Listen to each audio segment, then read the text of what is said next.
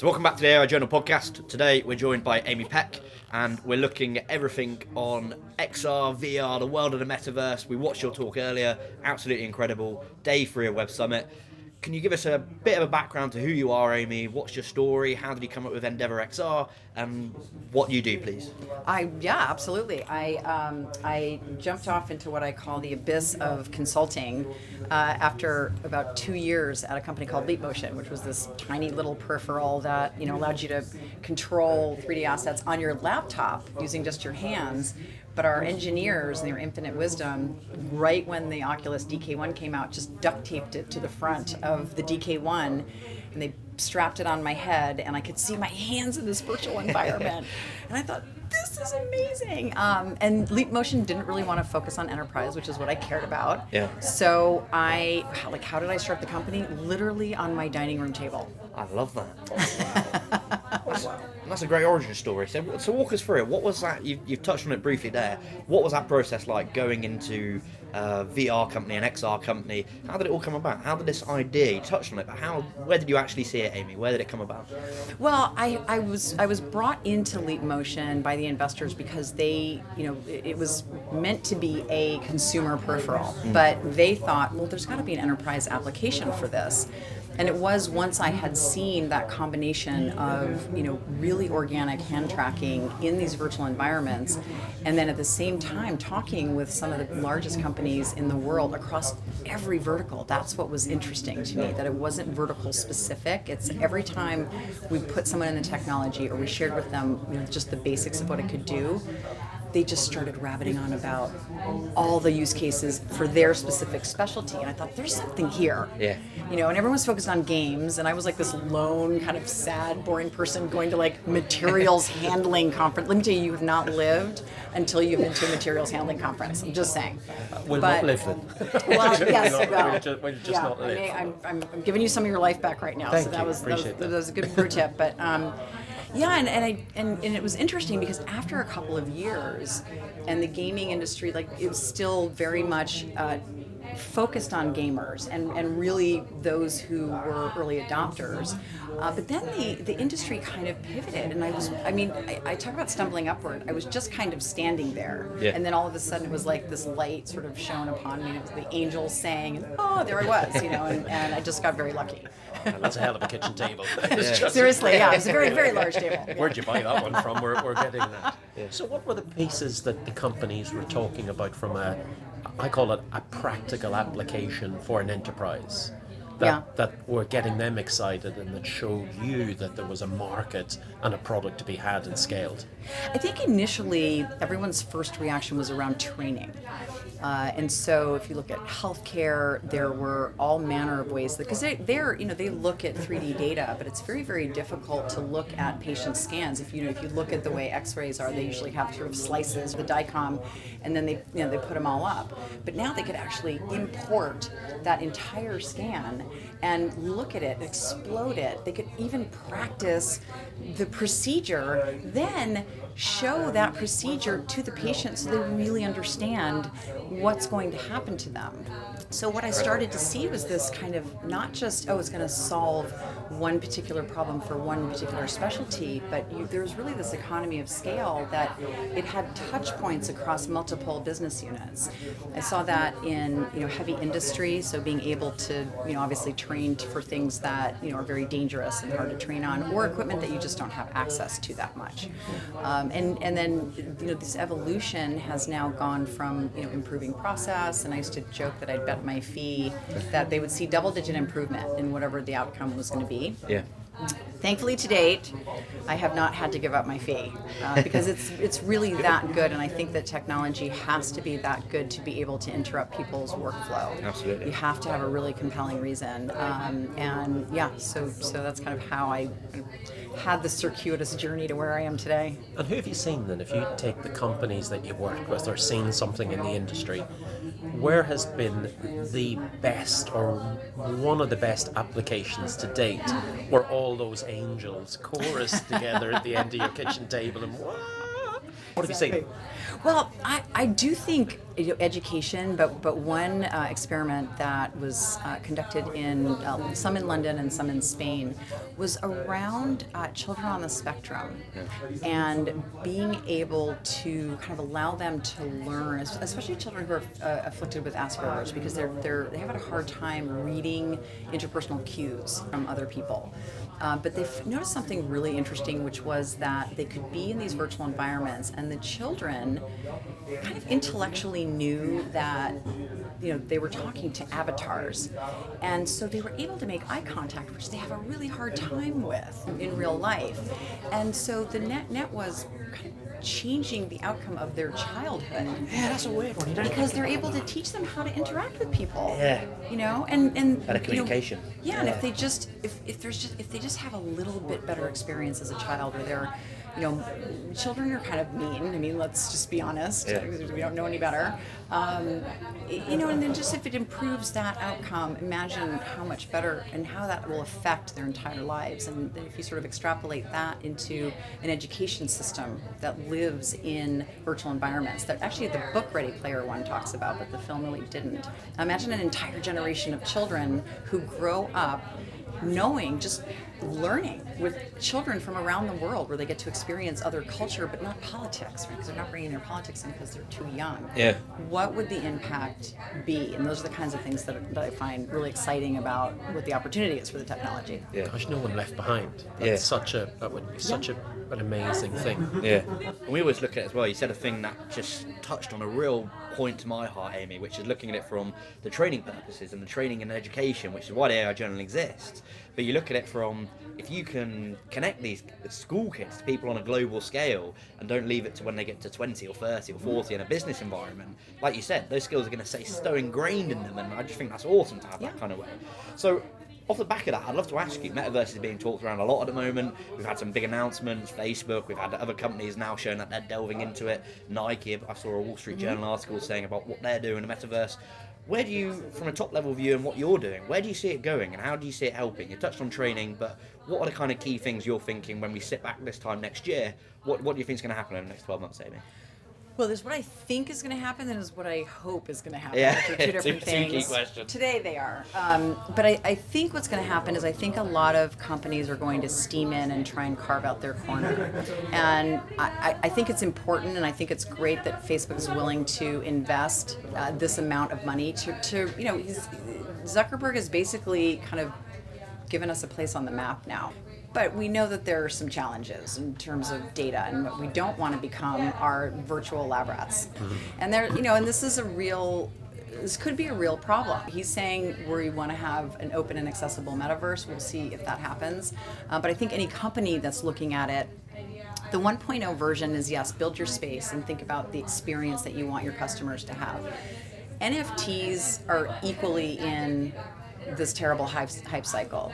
And I really want to know who decided fungible was the word that we were going to use for kind of irrevocable. But anyway, that's not the point. The point is, this is like a terrible word, right? Fungible. It doesn't even sound good. It's like democracy for IT. It's just but anyway, that was a bad meeting. But now it's stuck. But NFTs, there's a bigger promise for NFTs, and there's actually a bigger promise not in how they interact with their customer today, but actually building a one-to-one, completely transparent relationship with their consumer. Ask nicely for their data, and then give value in return for that data. And so I guess this leads into what I would like to see happen is that we evolve the metaverse into not just a mirror world, but really a completely different construct. And I think the first thing that we can look at is what defines value, and that we have this opportunity for value to be defined by a number of different things. Like I might sell my good or service to one person based on their ability to pay, or based on what matters to me in terms of their contribution to the world, because just the pure economics of it don't have to mirror the economic construct of the outside world. And so I'd like to see much more of that, a much more transparent exchange of data for value, and for us to be able to monetize our own data. Yeah. So if you look at this at the moment, it is going to be a bit, either you can call it Wild Wild West or Gartner hype curve or whatever else.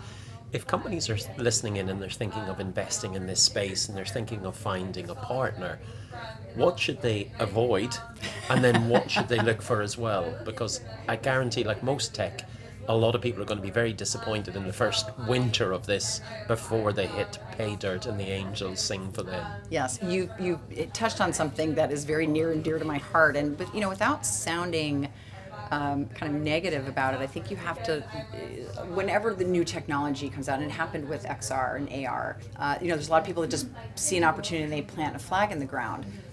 I would urge anyone who is looking for a partner, whether it be a development firm or whether it be a consultant, look at their background. Look also whether they're talking about themselves all the time, or whether whether they're just self-promoting, or whether they actually have a point of view and a perspective, and really a future vision of what this technology can be.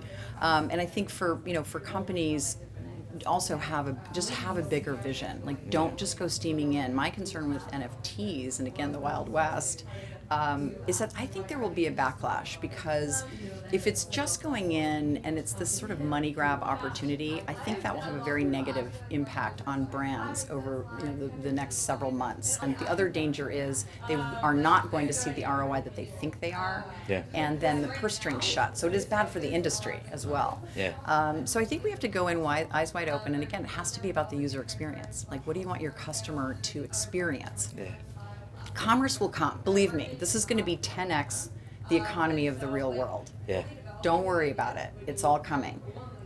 Think about customer experience. Think about transparent data, and think about how you're going to solve some real problems. Like, let's open source some AI algorithms that on some of the bigger issues that we're facing in the world. Not just the digital divide, not just global warming, but let's use technology to solve, as opposed to this digital land grab. You touched on so many great points, Amy, like looking at it from storytelling. So we always look at it from not over being a hard sell, but also when people want to look at it as well, of actually painting a picture of where they want to go, or a vision or a story. Because we see it so many times where a company implements some sexy new technology, and then they're like, well, we don't actually know what we want to do with it or how we want to get there.